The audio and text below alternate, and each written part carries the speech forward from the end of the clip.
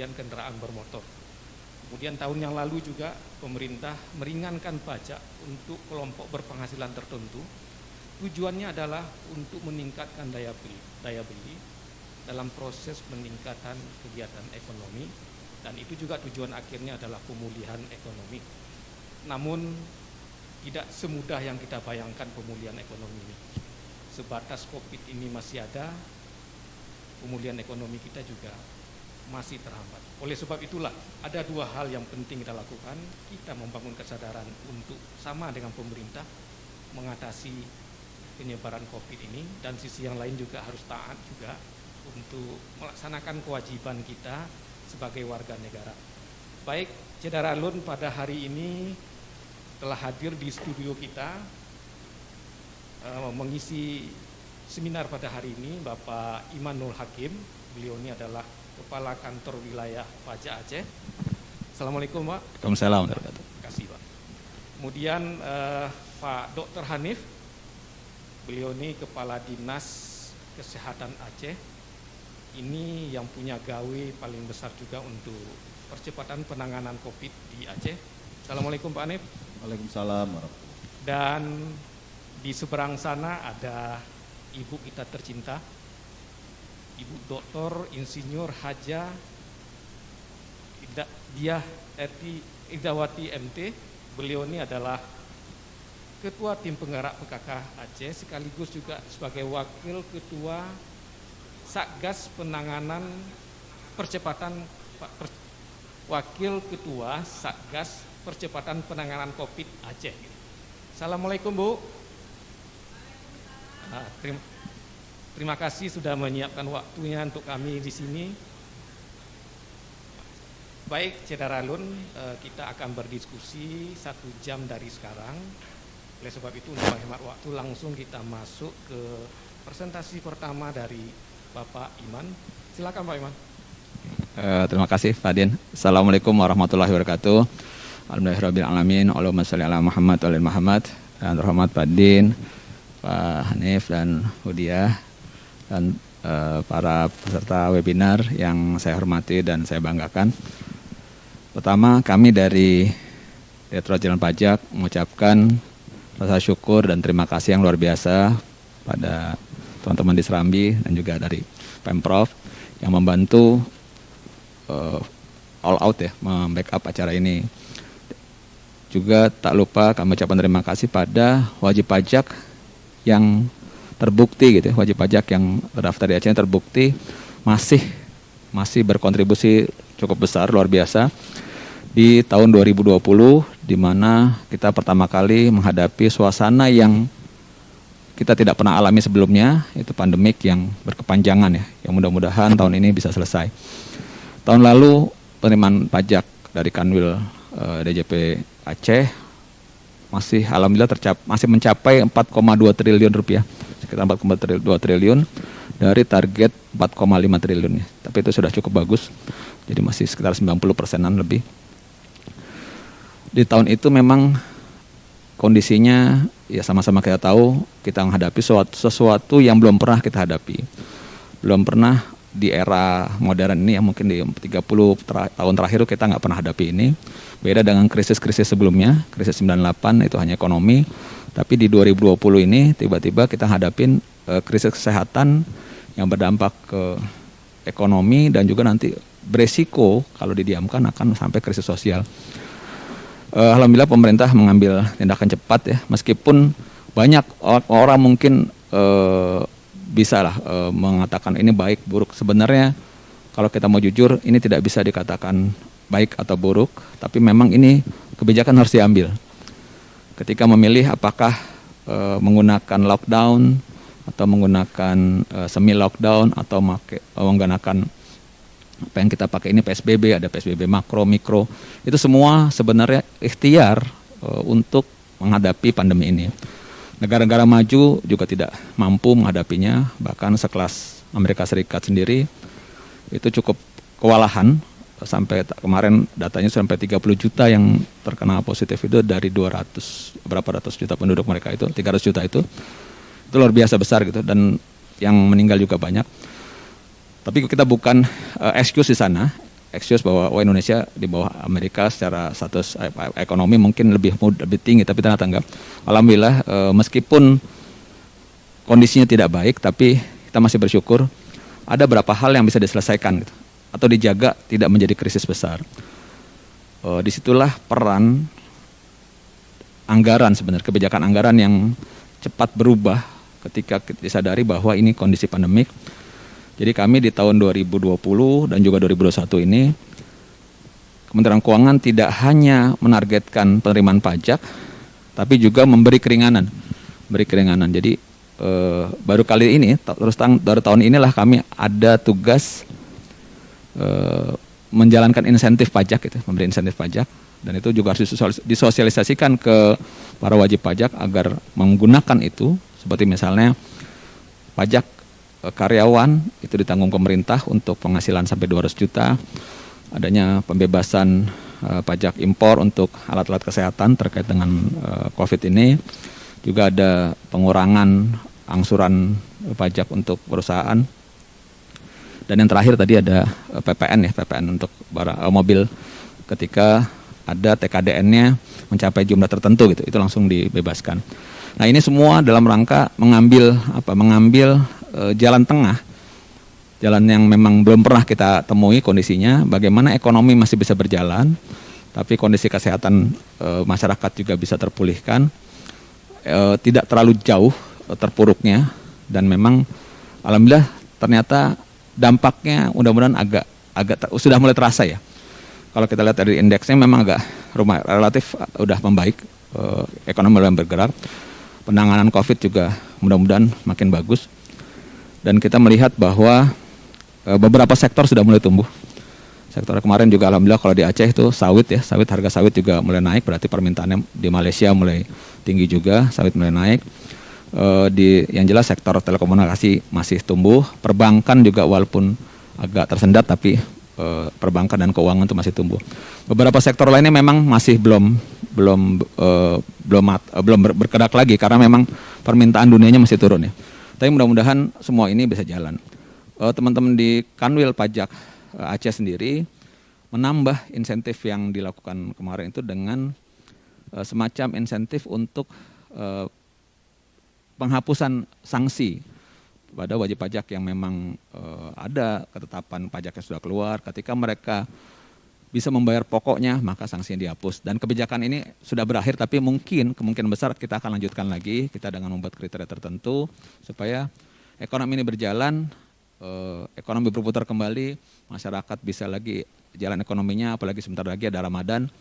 Ini jalan, mudah-mudahan penanganan COVID yang dipegang Pak Hanif dan Bu Diah ini selesai, sukses, tapi ekonomi juga bergerak dan teman-teman pengusaha mulai lagi mendapatkan income-nya, dan pajak pun pada akhirnya akan menerima penerimaan target penerimaan yang cukup signifikan. Mungkin dari situ Pak Din. Baik, nanti kita diskusi panjang lebar nanti Pak ya. Terima kasih Pak Iman.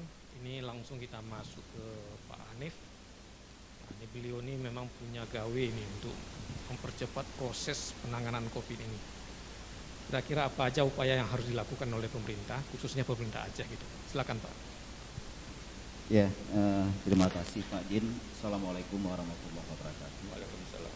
Syederalun Mandum, apa yang sudah disampaikan oleh Pak Kapolri tadi, bahwa COVID ini berpengaruh ke semua sektor kehidupan masyarakat. Dan ini memang pandemi pertama yang terbesar di dunia. Ini luar biasa, termasuk Indonesia. Dan awal-awal dulu pada saat munculnya pandemi ini, baru munculnya di China, kita tidak menyangka hal ini akan melanda seluruh dunia, jadi pandemi, dari endemi jadi pandemi.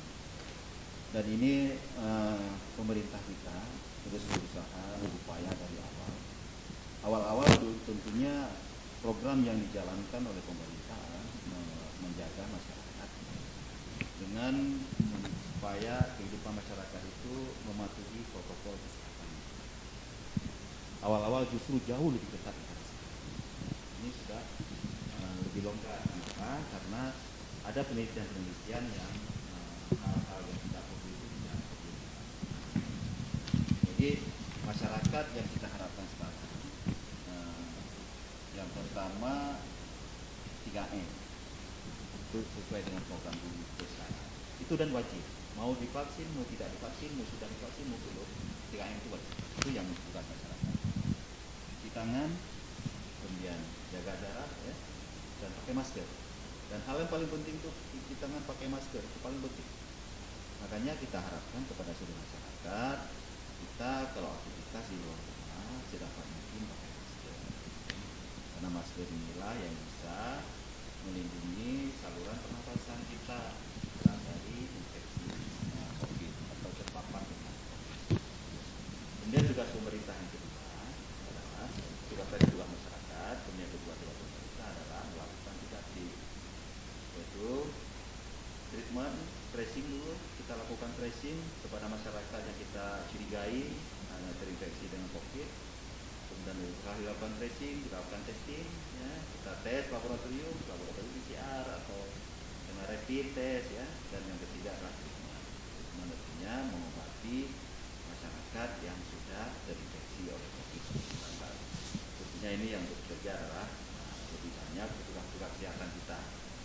Walaupun memang saat ini tidak cukup petugas kesehatan, harus lintas sektor, petugas kepolisian, TNI, dan semua sektor kehidupan masyarakat harus berpartisipasi, tentunya sesuai dengan tugasnya masing-masing, sesuai dengan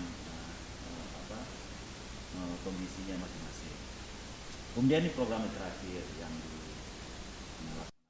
dilaksanakan vaksinasi, dan ini tidak hanya di Indonesia, di seluruh dunia pun saat ini jadi program utama. Kenapa vaksinasi? Karena vaksinasi adalah itu melindungi individu, membuat seorang individu itu kebal terhadap virus COVID. Dengan terjadinya kekebalan individu diharapkan akan terjadi kekebalan kelompok. Kekebalan kelompok inilah yang jadi tujuan utama, sehingga nanti masyarakat kita tidak terpapar tetapi tidak terinfeksi. Walaupun terkena virus COVID, tetapi tubuh kita sanggup melawan, sehingga tidak timbul gejala, atau walaupun ada gejala timbulnya ringan, ya. Nah, makanya kita sesuai dengan petunjuk dari pusat, dari kementerian, dari pemerintah pusat, bahwa prioritas pertama yang sudah kita lakukan adalah petugas kesehatan. Kenapa petugas kesehatan? Karena petugas kesehatanlah yang langsung menangani masyarakat kita yang terinfeksi dengan COVID, yang sering dan yang paling banyak terpapar dengan virus COVID. Makanya kita tahap awal sudah melaksanakan vaksinasi COVID untuk 56.000 lebih petugas kesehatan yang ada di Aceh. Dan alhamdulillah secara online memang kita capaiannya 86%, tetapi offline ada yang belum terlaporkan, ada 92%. Artinya sisanya adalah bagi mereka yang tidak lulus screening di masyarakat atau petugas kesehatan yang akan dilakukan vaksinasi lebih dahulu screening. Kalau screeningnya tidak lewat, ya tidak boleh kita lakukan vaksinasi. Kemudian yang kedua, ini tahap kedua, ada dua sasarannya. Yang pertama petugas pelayanan publik, kemudian lansia. Lansia hanya prioritas ini adalah untuk kota provinsi.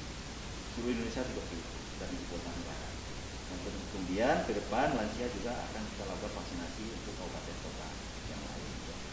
Jadi ada 478.000 petugas pelayanan publik yang jadi sasaran di Aceh. Kemudian ada 435.000 lebih ya, lansia dan sasaran di Aceh.